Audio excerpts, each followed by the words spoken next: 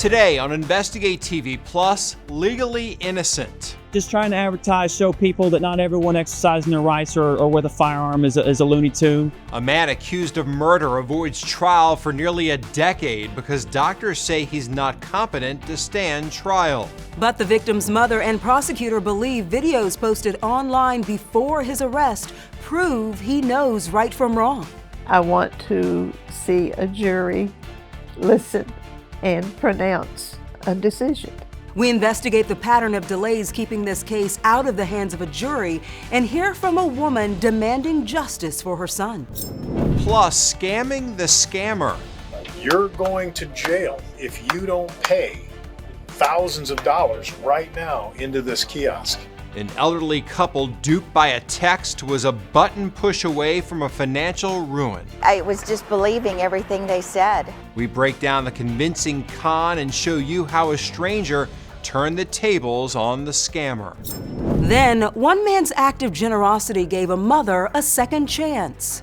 Obviously, him saving my life is the most incredible thing. And formed a lifelong bond. In-depth stories that inform and inspire. You're watching Investigate TV Plus.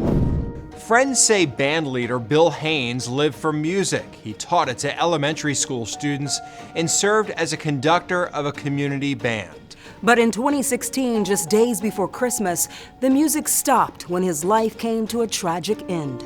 I'm Tisha Powell. And I'm Lee Zurich. Investigators say Haynes was stabbed to death by a man who'd already killed his mother earlier in the day. But his accused killer, Justin Hess, has yet to stand trial because doctors say he's not competent. A mental competency exam for trial assesses whether a defendant has the mental capacity to understand the charges against them and participate meaningfully in their legal proceedings. According to the U.S. Justice Department, the conviction of a mentally incompetent defendant violates due process. But some argue Hess is well aware of how the law works. Investigative reporter Andy Parati takes an in-depth look at why prosecutors and Haynes' mother believe Hess is manipulating the system. Listen carefully and adjust. It's getting better. Can we go back to measure 41? Really listen, try to tune. 3 and 4. A community band prepares a piece to remember an old friend, Bill Haynes. He was a great conductor. If he needed to give you some criticism, he did it in a way that was joking, that you didn't feel like he was making fun of you. Bill had an unbelievable ear. He could point out when somebody was playing flat or playing well. An expert euphonium player, too. A longtime music teacher who taught at E. Rivers Elementary in Atlanta. Ready, go. This was Bill's classroom, a calling in education, following in his mother's footsteps. He said, "I see why you like it, Mom." He said, "Those kids were so great," and I don't think he ever stopped feeling that way. A life full of music that came to a sudden stop.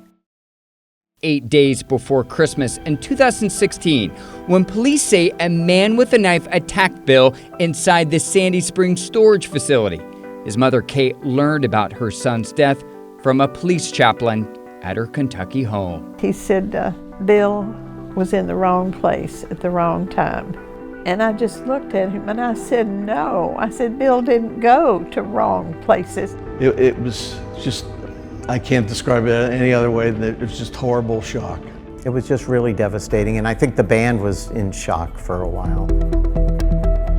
Cobb County Police immediately made an arrest. Justin Paul Hess. Investigators say he killed his own mother the same day, charged and indicted for both murders.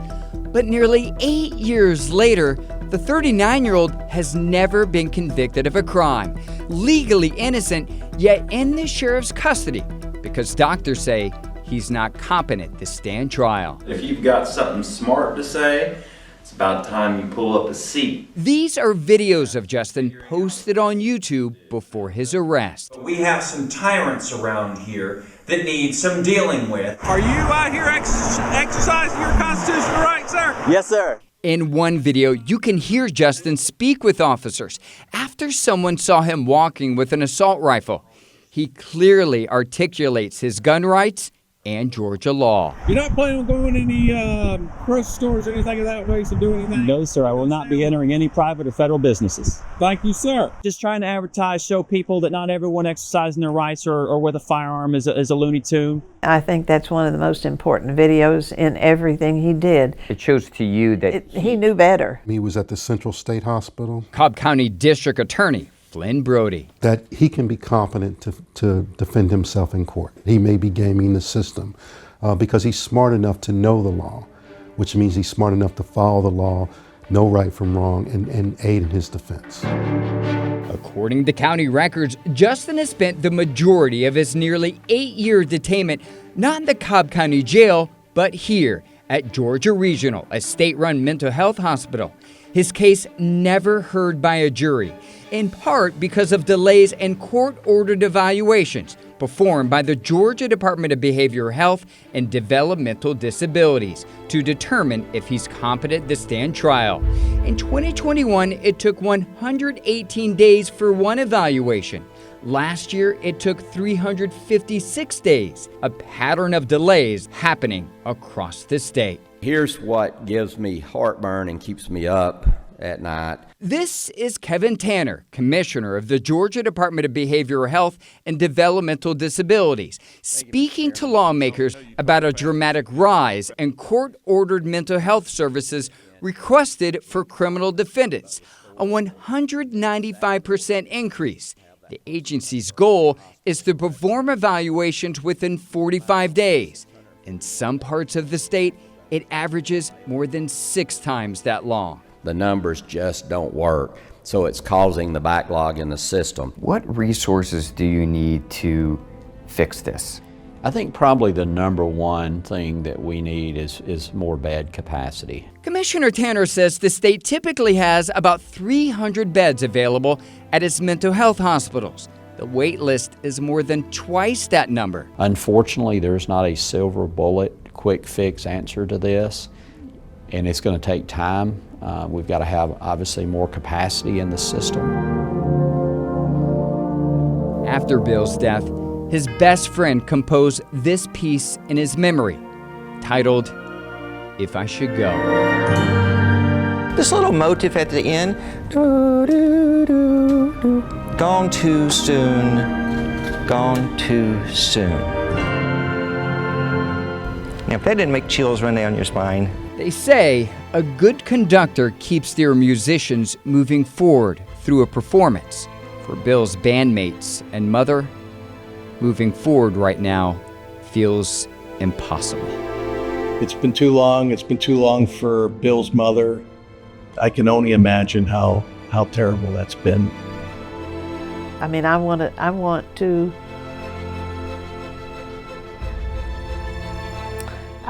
to see a jury listen and pronounce a decision. Justin Hess's court-appointed attorney says he doesn't think his client will ever be competent enough to stand trial. He believes Hess should be in a mental hospital receiving treatment, not prison. Still ahead, one match gave a Nebraska mother a second chance. We take an in-depth look at how bone marrow transplants save lives and how easy it is for you to become a donor. But first, a senior citizen responded to what she thought was an urgent call. They said if they caught him down by the police station, they would arrest him right away. So she took action to protect her husband. I was just standing right here with the phone to my head talking to the guy. You'll see how what happened next saved the couple from financial harm and serves as a warning.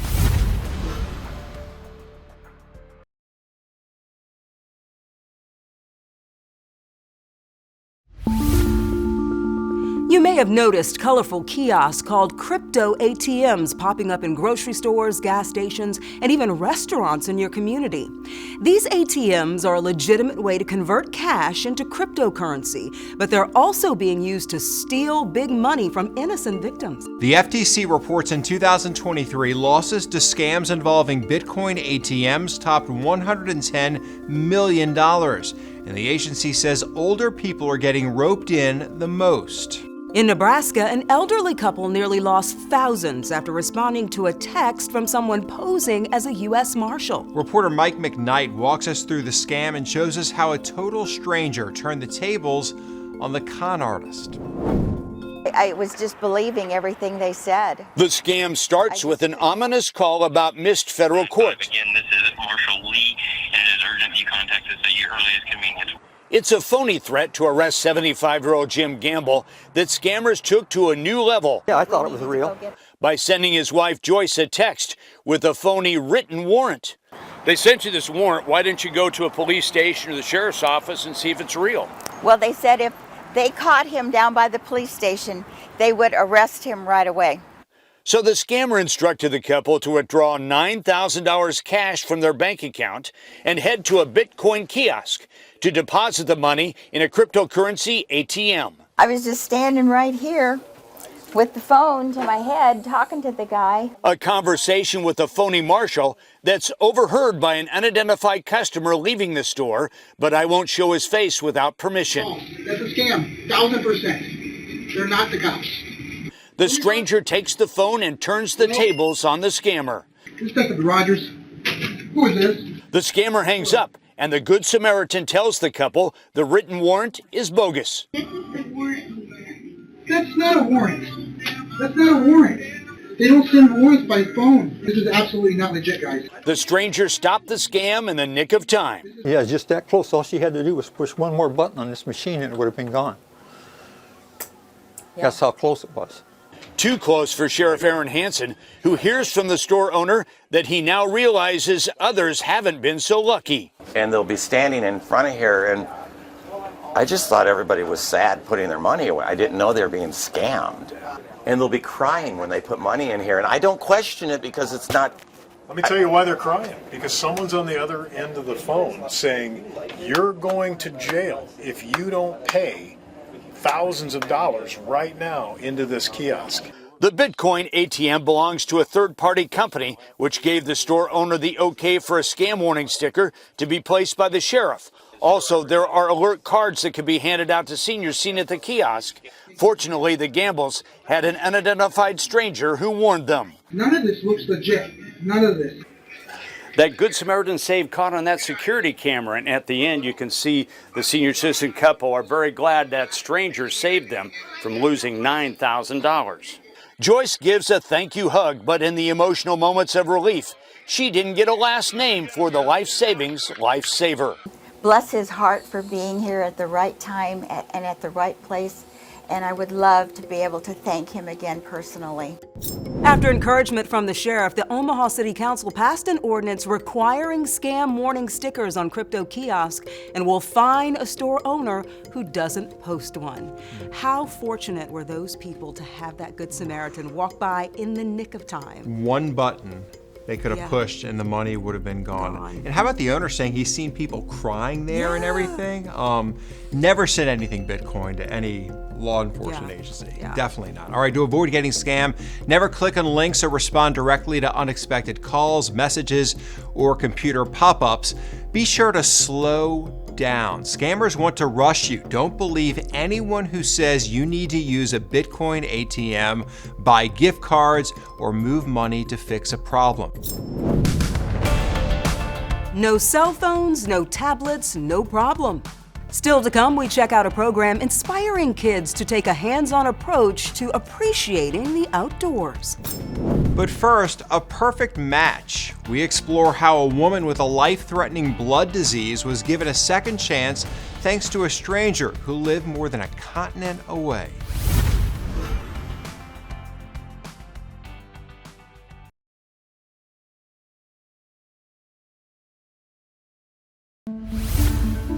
Every year, approximately 30,000 people are diagnosed in the U.S. with a life-threatening blood disease like leukemia. And for many patients, a bone marrow transplant is their only chance to survive. Bone marrow is that spongy substance found at the center of bones. It manufactures bone marrow stem cells, which in turn produce blood cells. The process for bone marrow donation or bone marrow harvesting begins when someone agrees to donate bone marrow. According to the Health Resources and Service Administration, 23% of bone marrow donors are related to the recipient. But for one Nebraska woman, her cure for a rare blood disease came from thousands of miles and an ocean away.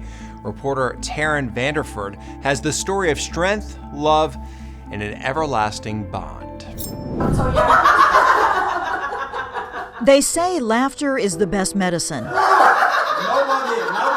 And these two couples have shared plenty of it, along with plenty of tears. You see, a stranger, more than 4,600 miles away, is now family, connected to a Lincoln woman through blood. Regina Palmer is an aplastic anemia survivor, thanks to Achim Krause, a banker from Germany, who banked his bone marrow and saved her life. Obviously, him saving my life is the most incredible thing.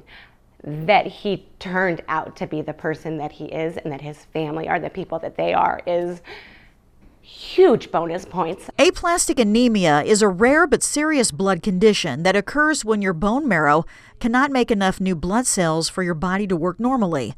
It can develop quickly or slowly, and it can be mild or serious.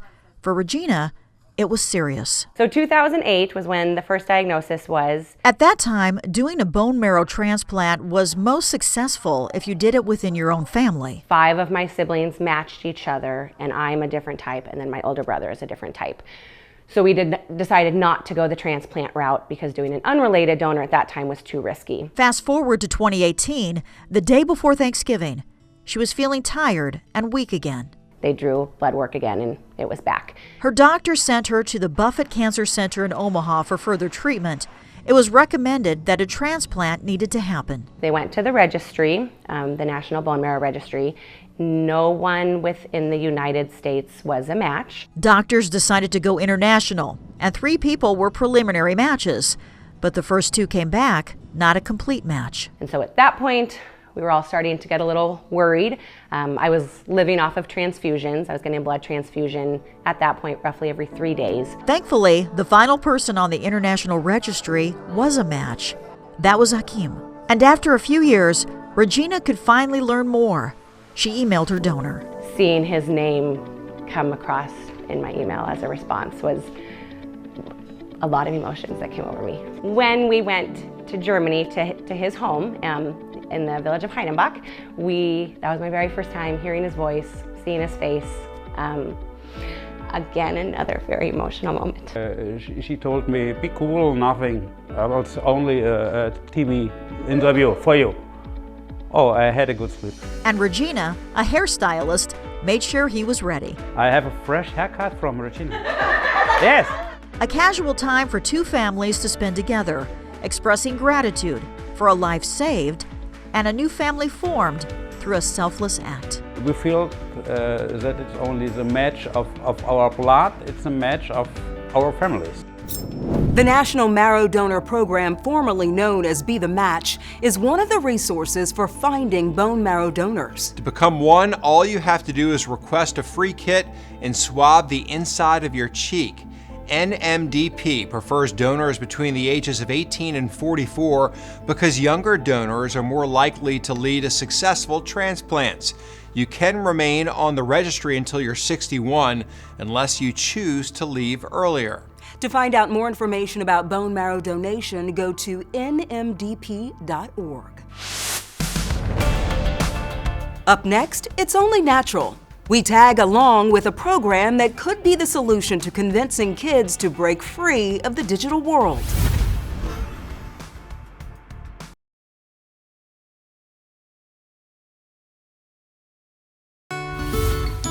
Well, let's face it, getting children to play outside isn't always easy. No, it's not. Many kids think of tablets, phones, game systems as their playgrounds, but a teacher at a school in Wisconsin is taking steps to encourage children to break away from screens. Reporter Tim Elliott stops by a class where kids are learning how to soak up and appreciate the outdoors.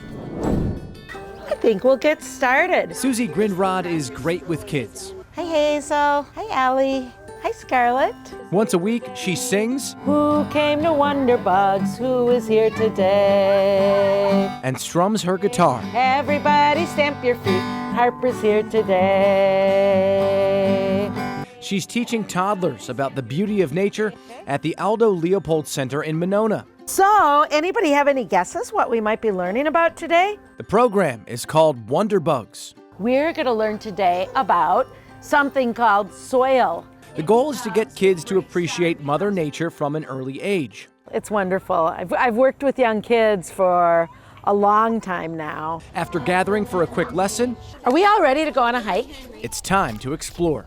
Right, the plants might be tipped over a little bit from the rain the other night. But it's a vibrant summer, the prairie's beautiful. We've had a lot of rain this year, so the plants are really tall. Kara Erickson says when it comes to Wonderbugs, we're gonna dig a little bit in this mud, just a little bit.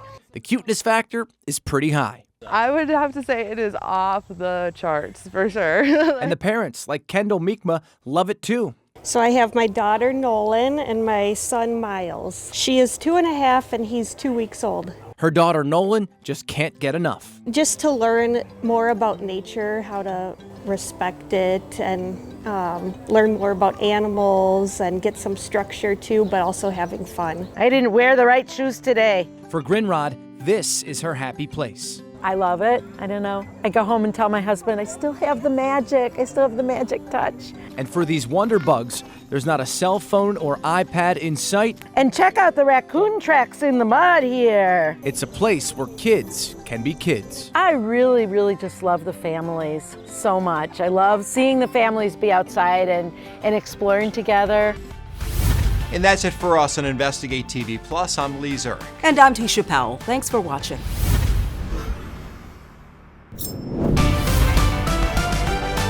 On the next Investigate TV Plus, service members who say they are victims of medical malpractice are denied a basic right, at least for now. We take an in-depth look at the fight to allow active duty military members the ability to sue the government.